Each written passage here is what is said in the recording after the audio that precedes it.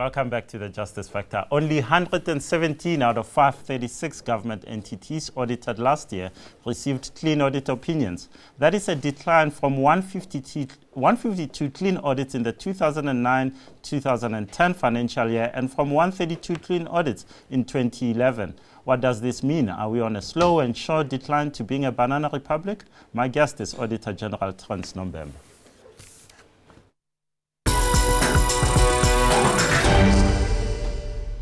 Auditor General, welcome to the show. I have to say, Thanks.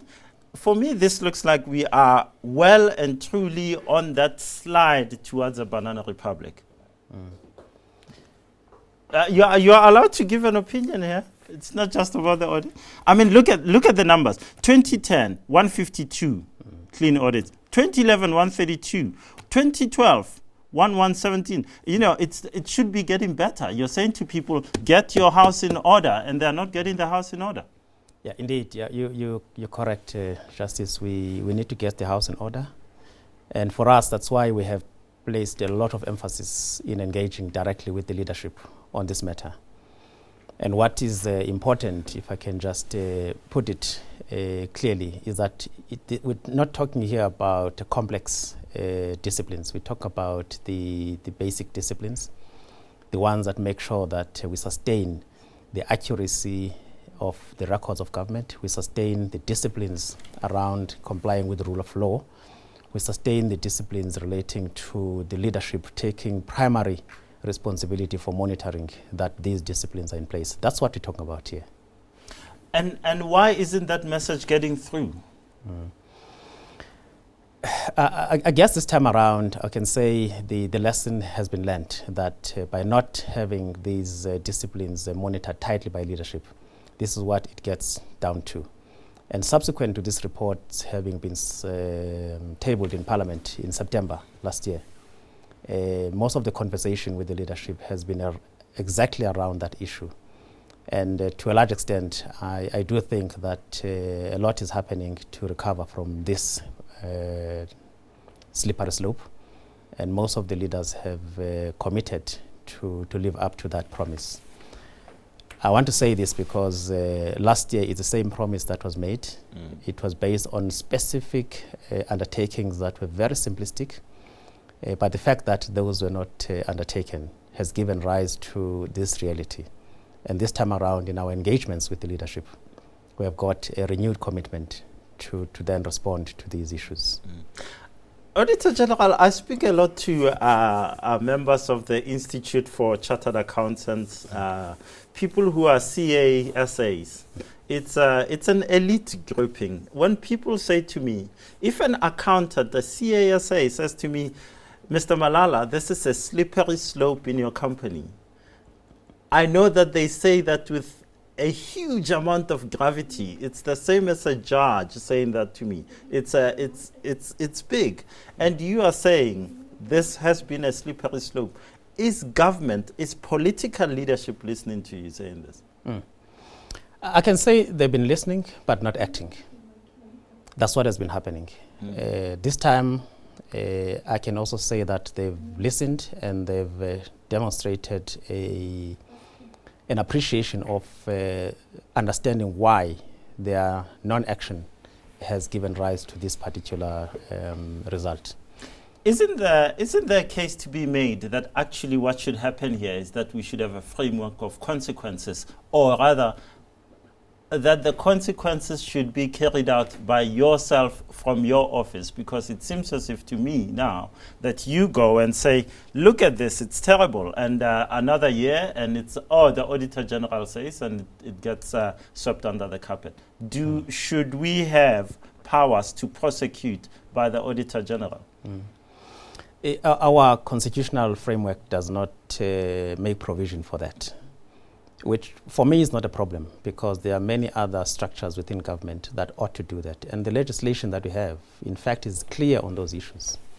This time around, we have published a specific guide that demonstrates exactly how those consequences ought to be followed by either the ministers, the accounting officers, Parliament, and other structures that are responsible for this oversight, like Public Service Commission, And so the list is very clear as to what those consequences are and how they should be undertaken. But they're not being undertaken right now. That's the reason, in fact, we published this guide, so that when that question gets asked, because we've been asked that question a lot over the last 2 years, and we decided to just demonstrate that, in fact, the law does provide adequately for these consequences.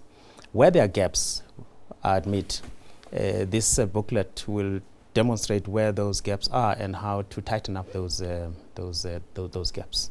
But at least as a start, there's no shortage of direction as to how consequences ought to be pursued. Do you think consequences, I mean, at the very top level, I don't see ministers being fired. I don't see mayors being fired. I don't see municipal managers or DGs. It's a rare thing in South Africa to see these things happening. So I worry that the framework, you say, is there. You get asked about it, and then it gets once again chucked under the table. As a South African, here's my problem: 25 billion rand down the drain. This is your report. And nothing's going to happen. Justice, the first thing, we need to get the oversight in parliaments, in legislatures, to be very firm and be very specific about the follow-up on matters of this nature. Oversight to be very clear and direct as to who should be drawn to the action that will deal with these issues. Oversight dealing directly with the mayors, ministers, let alone the accounting officers. So this matter needs to be elevated to that extent. The Constitution is very clear about this. The rules of Parliament of oversight are clear about this issue. So it's a question of getting that oversight working very collaboratively between public accounts committees as well as portfolio committees.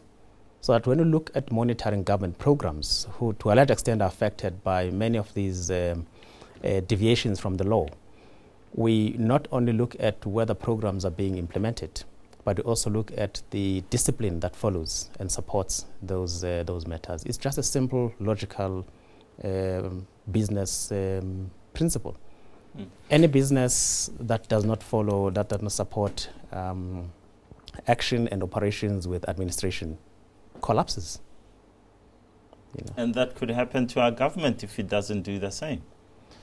Precisely, because these things, they may sound small, but they are basic enough and important enough to say, we do all these programs, we make all these promises, we execute all these programs, but if we don't support them with strong administration, we will not know whether the extent to which we are executing is in keeping with the pace and the quality with which we should be delivering services.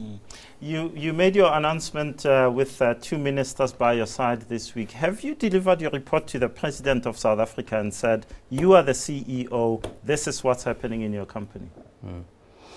Yes, one of the issues we do is to present, in fact, this information to the whole of Cabinet.